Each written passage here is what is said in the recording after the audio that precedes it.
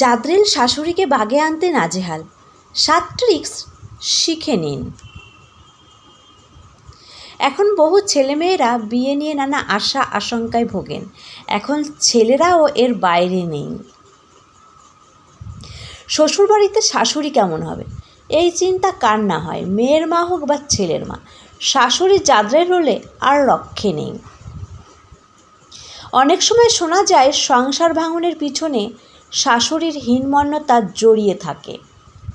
শাশুড়ির তাণ্ডবে রাতের ঘুম উড়ে গিয়ে থাকলে 7 উপায় খুব কাজে আসতে পারে। দেখে নিন কী কী করতে হবে আপনাকে। রান্নাবান্না, ঘরের কোনো কাজ নিয়ে শাশুড়ির সঙ্গে মতবিরোধ হলে ঝগড়া এড়ান।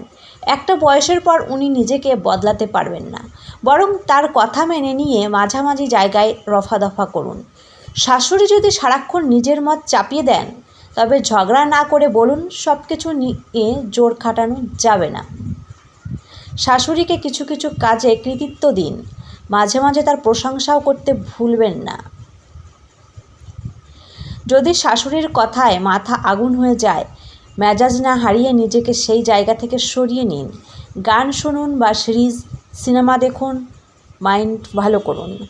কখনোই শাশুড়িকে নিয়ে সবসময় স্বামী বা স্ত্রীর কাছে নিন্দে করবেন না। মেয়ে বা ছেলে উভয়েই এটা মেনে চলুন।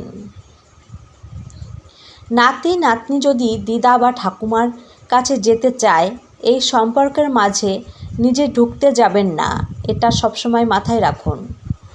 বাঁকা কথা বললেও মেজাজ হারিয়ে ফেলবেন না। আপনি চুপ থাকলে তিনি ক্লান্ত হয়ে একসময় ঠিক চুপ হয়ে যাবে। ধন্যবাদ।